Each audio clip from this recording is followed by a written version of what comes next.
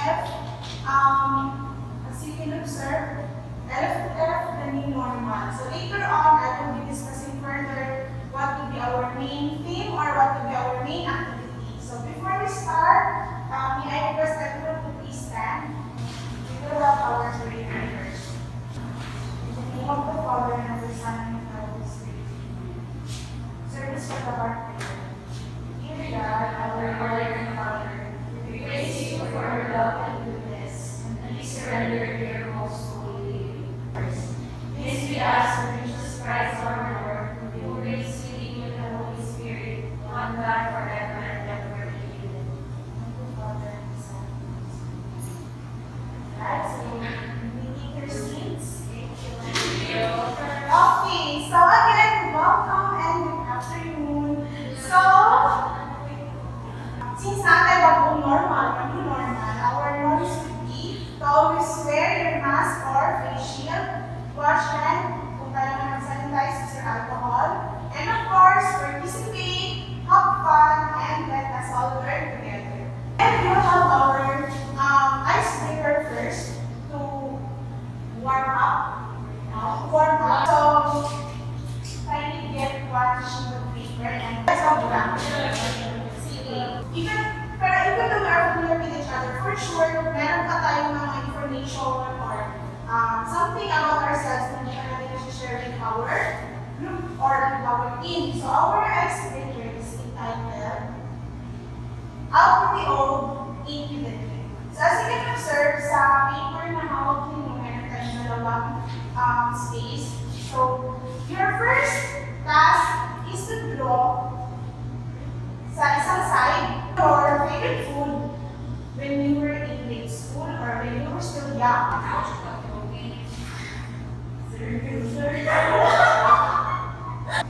Okay?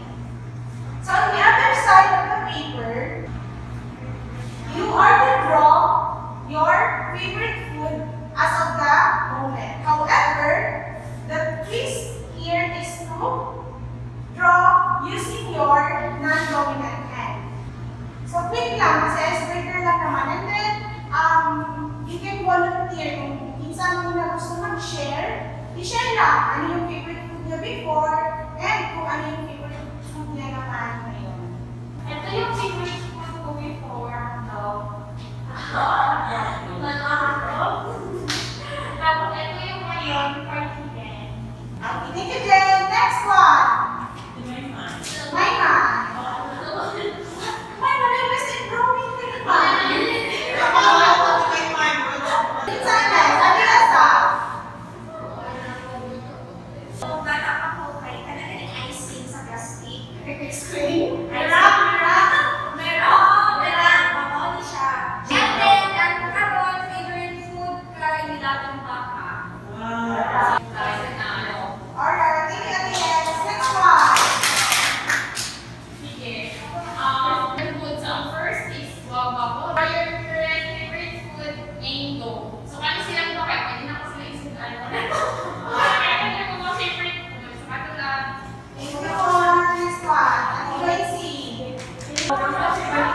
Siya. Ustia? Sa grade school na ako. Tapos pero, syempre, trabaho na tayo. We can afford to buy something namin food like that. So, I like pizza and Okay, let's see. Next one. Okay, ako. Sige, patong grade school ka ng pizza, chukuchu na ng pizza, ulit ka na.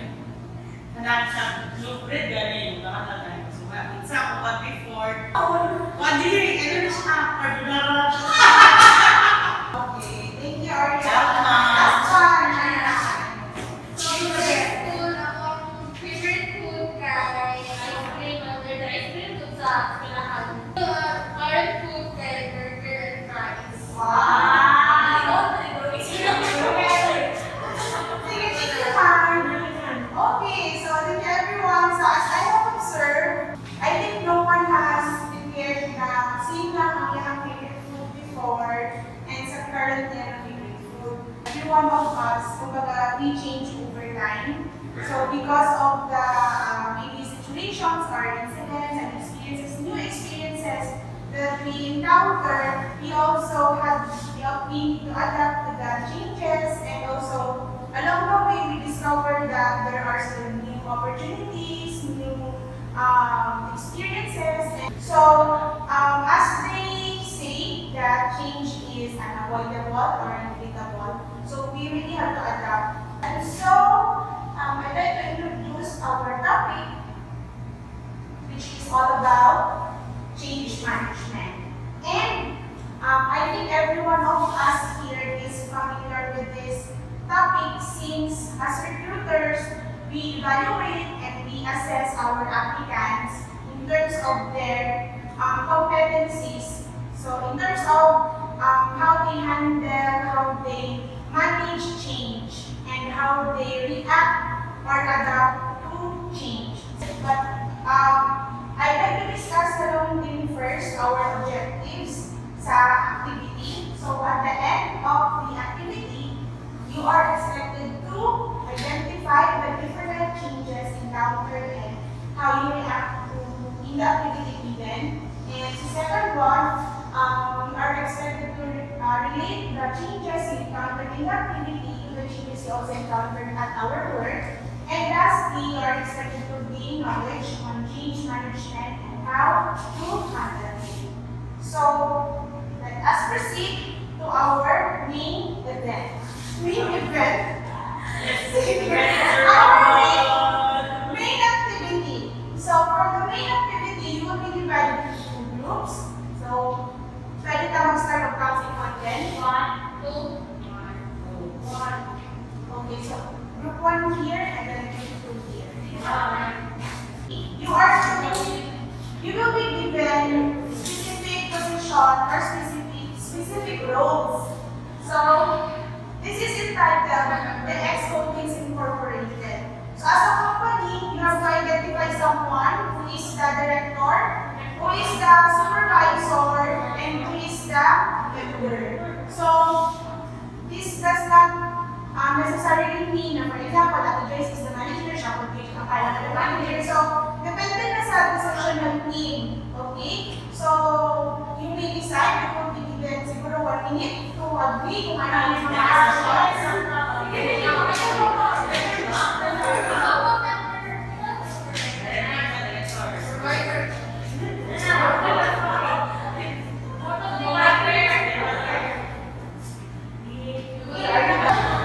So, I think you are familiar naman with the ranking of kung saan pinaka-highest and middle and pinaka-lowest. So, in terms of the function, I think you also have an idea na with the function. So, si director is more of nag-advise, and then the supervisor is the one who will lead with the operations, and of course, the member, siya ang doer. Yes, okay. So, since you are already aware with your function, so overall the activity, you need to assume or you need to function with your position and with your role. So, first thing that will happen, maiiwan mo na sa room si director. Si supervisor and si member will stay in our office. And then later pag kailangan na kayo, pwede na rin pumasok. Okay, thank you. Alright, so again, the name of the company is the Expo Things Incorporated. So for group 1, si Nick is the director, and for group 2, my is the director. Now, your main task is the advice of the management is for your team to construct a bridge. So the criteria for that bridge is that it must be sturdy or matibay. We must be creative with the design, and also it must be wide. And yun yung tatlong criteria natin. So your team will be given 10 to 15 minutes to finish the bridge. Tapos during the process, there will be additional instructions that will be given to you, so you are also advised to listen. And then you are going to function based on your position. Okay? So you will be given materials to construct the bridge, following the measurement. And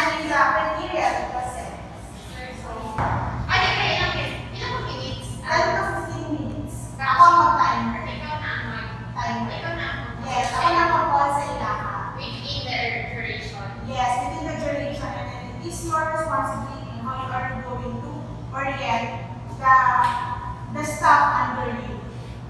Okay? So, kayo yung magbibigay ng instruction sa mga kasama ninyo based on your position and based on your role. And also, during the construction, you are also going to function based on your position. Is that clear? Clear? Clear. Okay. Sige. Your timer starts now.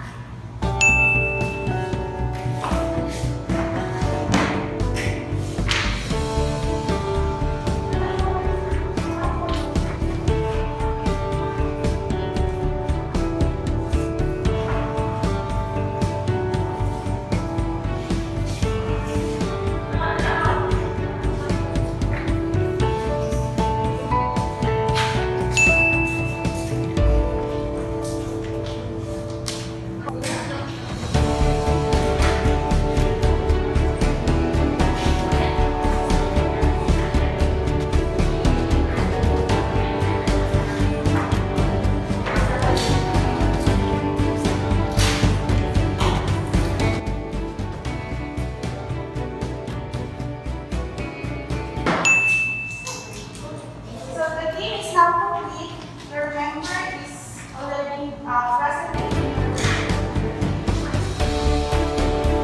The general instruction comes from the management na kailangan mag-less cost down because of some concerns within the management.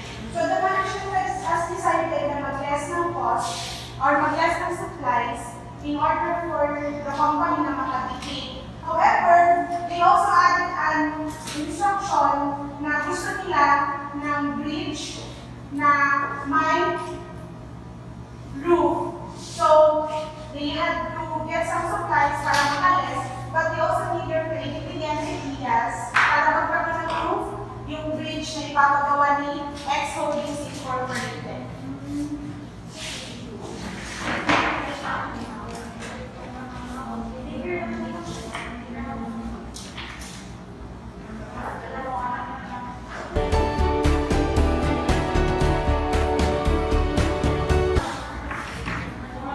For the next instruction, the management has decided to lessen the manpower. So, as supervisor, because of some directives from the company, kailangan magbawas ng manpower at tao para makatipid naman aside from the supplies. So, si member and si director will be left sa group.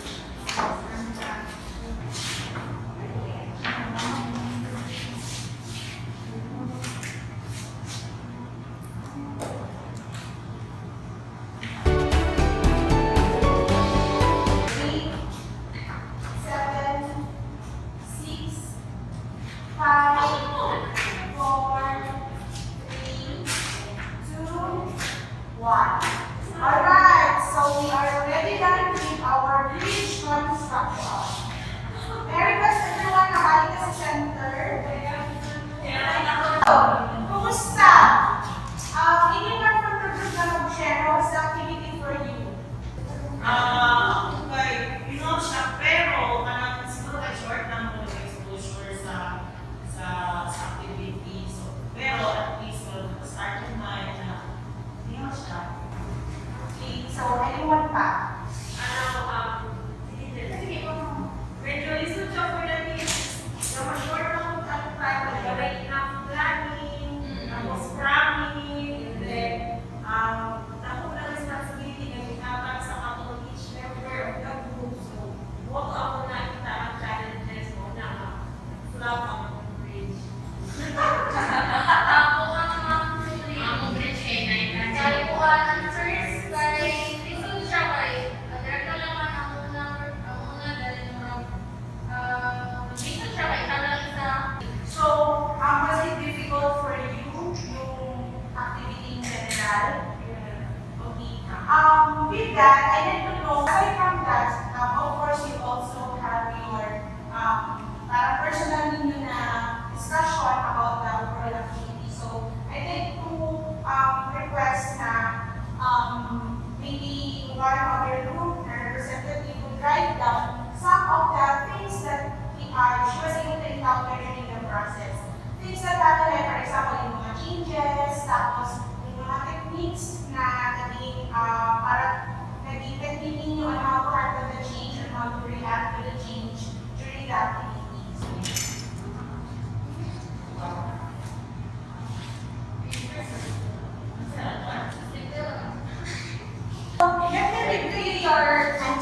for group 1, the experience or the activity due to the cost-cutting experience, cost-cutting of materials and manpower, also the changes of the directives or instruction from the management. So parang yung general feeling of the group was they felt pressured towards the task. For group 2, tama ba group 2? More of the feelings were confusion, difficulty on how and where to start, because they were given short time to plan and evaluate, and also changes with the plans due to cost cutting and shortage of manpower. So these are the feelings and experiences na na-encounter during the activity. And so I'd like to know naman, what do you think kaya would help you para ma-improve ang experience or during the construction, what do you think ang pwede mabigay na tulong in order to function or finish the project na okay? Nine. Proper planning. Proper planning, what else? Enough time. Time or Additional time. additional time, Resources. resources, what else? For more already proper instructions with sa team. Okay, for example, sa ako, team number ng ko kanina. So, sunod na ako. Pagsunod na ako, kaya nag-start na kung sila ako na construct sa bridge. Tapos, kay siguro ma-focus kayo sa pag-construct sa bridge. Wala ako pa sa kung ano. So, nag-ask ko kayo kung saan galing. Anak doon. So, start ko na lang, start ko na lang help sa litraha. So, ako natagaan yung instruction na yun, ang buhaton. So, okay. So more on the communication, yung directives from your higher up, for example. Okay. And with that, I also like to know during the process, what are the things that you discovered sa sarili mo towards the changes that you encountered? Your reaction, or how did you behave para talaga ano yung na-discover mo sa sarili mo? Ako ang member natin ko, ako po naman kasi yung mag-join ng miyesa. Kailangan maguganan ko sa iwaki mo. Nakaanak ko, wala makapanood sila, focus na sila. Kailangan gagawa kung you need to ask.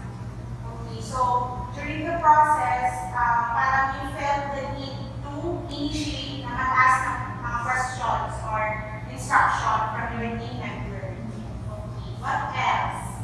Yes, Mom. Honestly, during the process kay discover ko na ako na aside, tungkol na sa akong self-piece mo, hindi ko yung naka-creative when it comes sa mga ilalim na activity. It's very important din na mga unang kasi maupan what to do kay ikaw in the first place. Hindi ko nakabalo at least nakaka-output ka idea from your other members sa inyong mga sa inyong mga group. Okay, so your role is the director, and parang ibig mo sabihin mo is that as a director, you also have to listen to your members or to people na hinahandle mo, not just your opinion na tama ba? Okay. Anything more? And Discovery during the process of behavior or sa reaction. Yes, And yes. I think important naman, parang galing mag-build ito trust sa inyong mga kauban. Hindi lang sa inyong leaders, mas sa inyong mga kauban. Kasi for example, na ganina, same kayo hindi, ako member ko, at member lang ako role, pero I'm not that into ka na ganyan creative na part doon sa, wala ko man ang sahod siya, nagkakaroon ng sahod. So nag-ask ko, si Meme mo ba naman director? So, nag-ask ko sa iyo kung saan nag-ibuhan mo na kay, ako personally, wala ko na idea, so hindi ka na ganyan mo, wala ka ba? Kaya wala ka ba dun sa first step na yung pwede ma-help? So, pagkatag na yung instructions, siguro na naiani lang. So, nag-follow up mo dyan ka, kung naaman kayo siguro suggestion, which is buhan mag-tuloy. Hindi na naman ako sa mga galing, especially kapag hinalang buhan ng ilin, kinawala na si Ariel.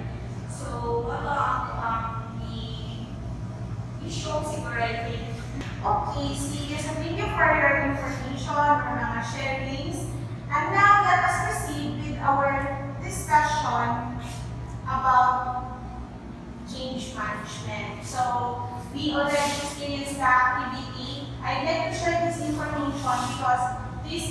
is the theory which talks about our journey towards changes or towards the transition that we encounter.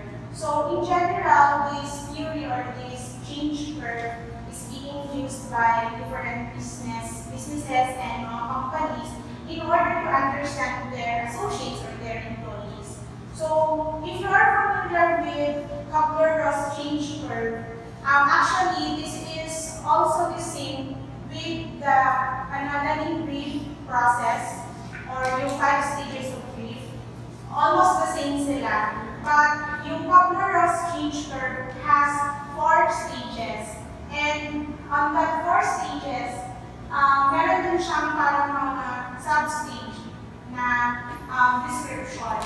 So, Kapler-Ross change curve basically discusses again the journey or the parang kung saan ang emotion during the transitions and mga specific na uncertainty that we encounter in our life.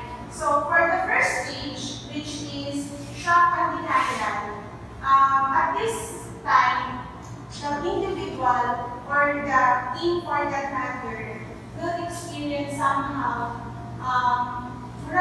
status quo lang na they can still accept or believe that there is an actual change.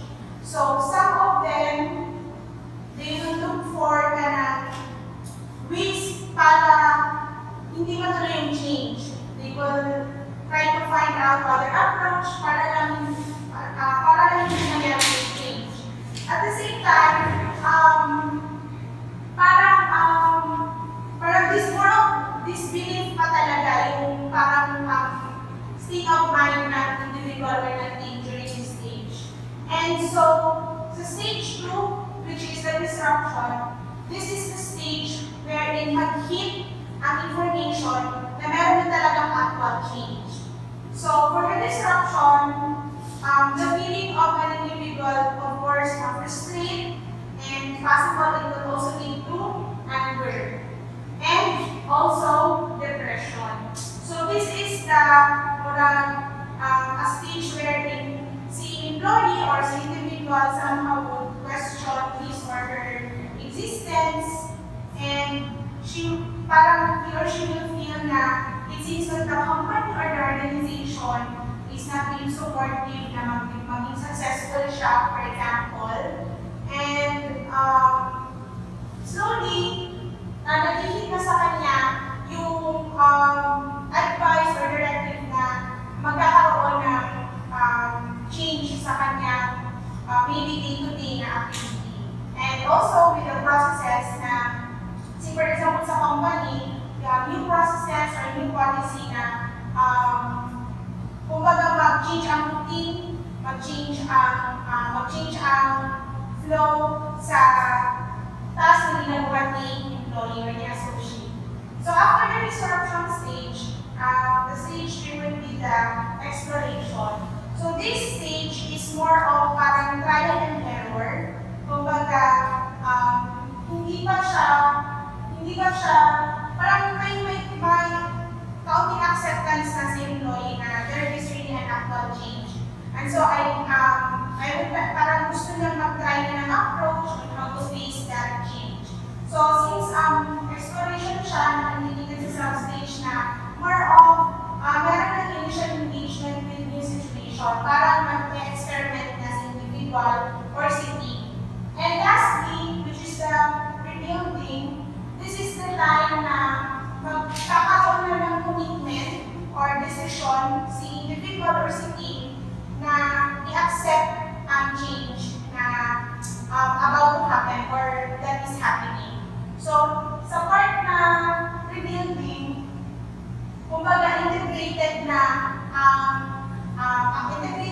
accepted na ang new directives, tapos new routine, new approach, and ready na si individual or si team to proceed and to continue with whatever it is na kailangan i-deliver ng group. So that's the 4 stages of change based on Kapler-Ross change curve. Now, with the with that theory or with that idea from Dr. Ross, I'd like to relate that with our experience. So earlier we had our activity about change management. So based sa mga information din na sharing, there are feelings here na share. Say for example, confusion.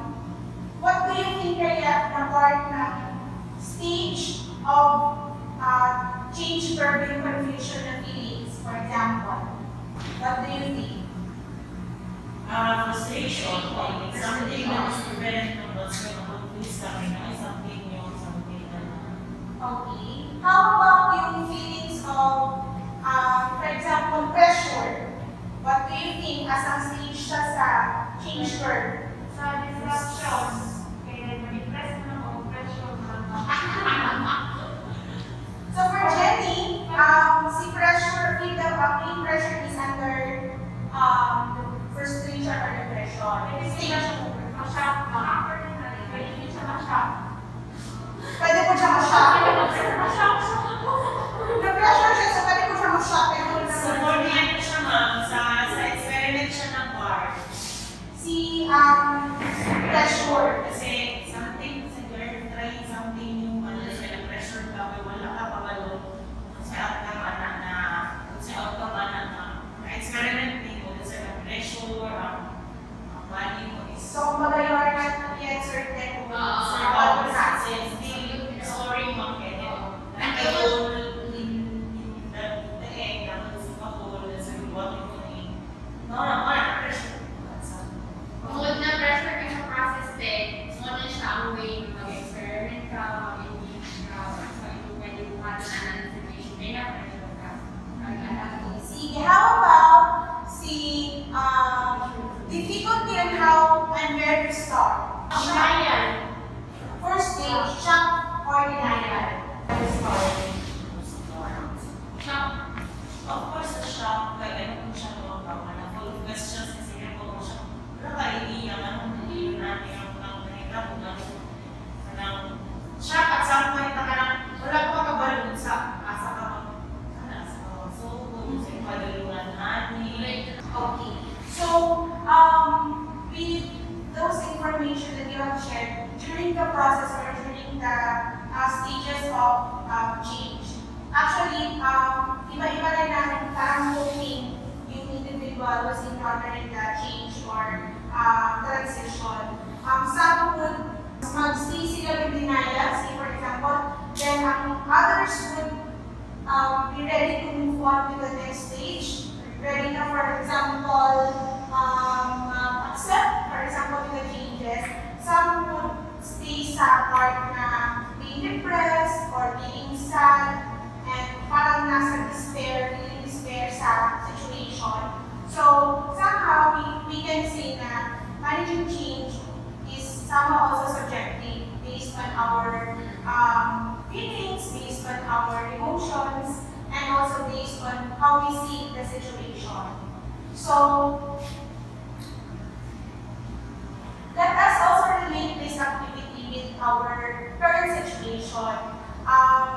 We are aware with the parang uncertainty brought by the pandemic or COVID, and actually, personally, aside from the change that we experience, something that is also difficult or parang remaining struggle was change na, not just change, but abrupt change. Kasi actually changes are, may mga changes na parang you have enough time to prepare, but the situation that we encounter right now is more of parang immediate yung shift natin with the approach, even the company in general, not just sa team or not just within our within the recruitment, for example. So, I'd like to know your personal ideas also or pwede ma-share na how are you going to relate yung mga na-discuss natin na topic ngayon with your recent experience at work? Sige, yes, Ate Grace. Ako, looking pa ako na our ECQ, bilis ka itong pang-ulang to, kasi kung yung margin, nagkataon mo yung itong mga request mo. So,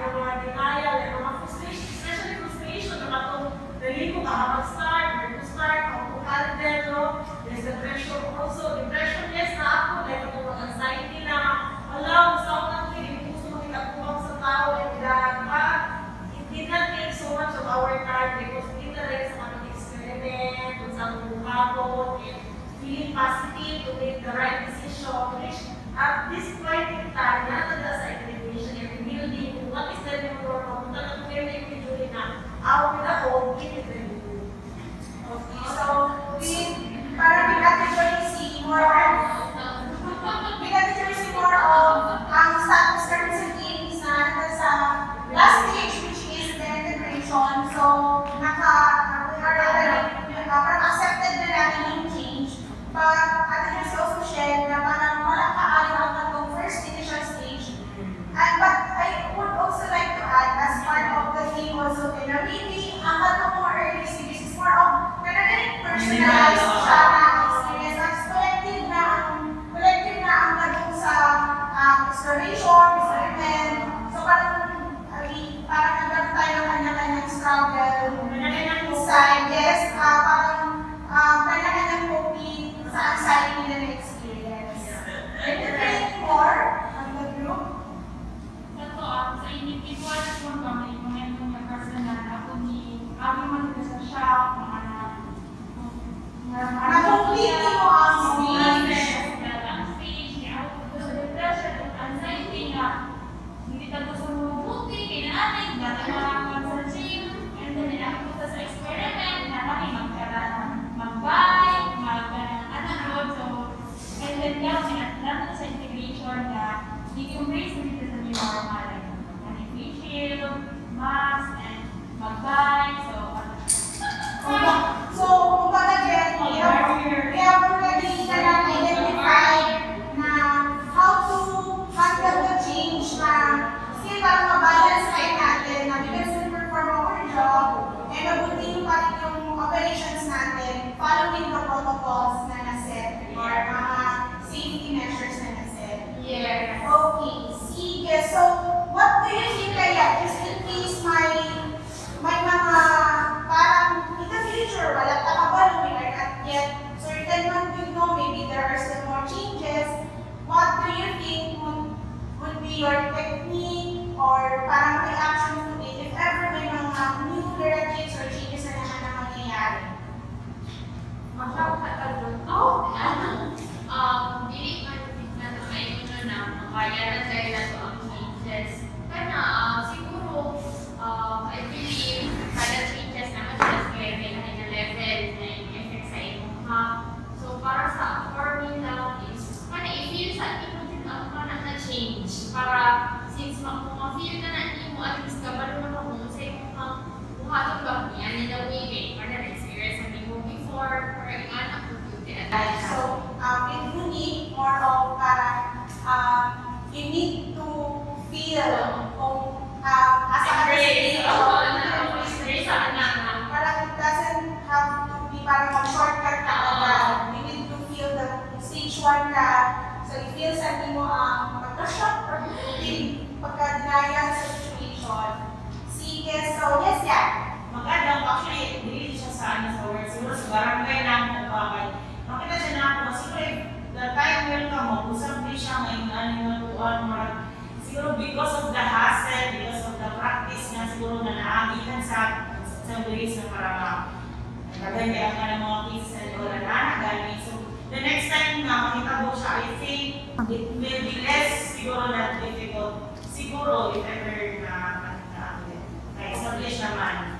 Sige, so with Arian, parang she is seeing the brighter side of the current situation na parang ang advantage nito is parang ang lahat ng mga barangay officials would have that parang knowledge on how to handle if ever may mga simpa ko lang, if ever na ay yun na naman ang Addressing the address sa or mga emergencies, for example, na may encounter. Alright, so thank you everyone for those sharing. So now, I'd like to share to you some quick tips lang on how to handle change in our lives. So there are 9 tips here. First is to focus on what we can control. So whatever that works for us as of the moment, parang usually kasi napag-usapan natin kanina na we try to resist with the change, parang we try yung sa denial stage. But in order to continue, for example, sa business operations natin, so whatever that works for us, we have to focus on what we can control. Second one is to inevitable opportunities rather than unlucky events. So again, we cannot avoid change, and so we have to, yung perspective natin is to look at the brighter side or be more positive. I know it is difficult, but along the way, especially sa stages na discuss natin, I think slowly, parang ma-accept ng individual or ng team na yun nga, we have to look at the brighter side. And tip number 3 is to put a time frame on the adjustment period. So, sharing mo nito na we have to feel the moment, we have to feel that for a particular stage. But we also have to set parang timeline with our feelings or with our emotions. Kasi, yun nga, being in the business or operation, for example, we have deliverables also na we still need to meet or we have to comply. So, hindi po pwede na moving on na, for example, si company as a whole, tapos ikaw, you are still on that shock stage. So, wala ka move on, for example. And then, the next stage is to do not neglect your basic needs. So, ibig sabihin, whatever it is na basic needs, say, for example, your mental health, physical health, how, for example, your sleeping pattern, how you schedule your pagkaon, for example. So, we still need to consider this one during the transition. For tip number 5 is to surround yourself with family and friends. So, I think this is really helpful because para communication is the key. Pa-share na ito mga anxiety or burden with the people around us, somehow malesen ang kapupatan sa situation. And tip number 6 is use writing to process your feelings about the changes. So parang diary or mag-journal ka, kasi actually this is also parang therapeutic kay slowly na-organize mo yung feelings mo, you are able to express. Say for example, there are individuals that they cannot express sa ilang parang verbally or makashare ka lang ng problem. So writing your feelings is really helpful para ma-sort out kung bagay yung emotions mo. And tip number 7 is to develop small routines to keep you grounded. So say for example, you are in a particular situation, parang sometimes nagkakaroon tayo ng anxiety because we thought na changes or parang solving the problem, parang dapat instant. So may time na overwhelmed ka. But then, you have to realize na small steps matters. And then, pag nagdagan na sa small steps, kumbaga, that is still considered na parang improvement or progress para you can fully accept the situation. And tip number 8 is to use laughter to ease your worries. So I think sa office na, siguro tayo ni Annie, while nakakita sa isipin na time, so it helps na watch na, for example, o mga movies or mga para sa social media na something na makakahappy ko sa ato. So this is helpful. And lastly, if just in case na you observe na something has to be, kumbaga, gusto niyo ma-address professionally, so we are, we have to try na mag-seek ng professional help. So that would be our 10 tips to handle change. And tapos yun yung information na na-share with our company, kumbaga, ay hindi lang po si COVID parang change na nangyayari. But I think even before, we have already different transitions na encounter sa company in general. I would say na parang change is something normal po siguro sa ato ka. Pero yun nga, we cannot judge mo po the coping of each individual with the type of change that we experience.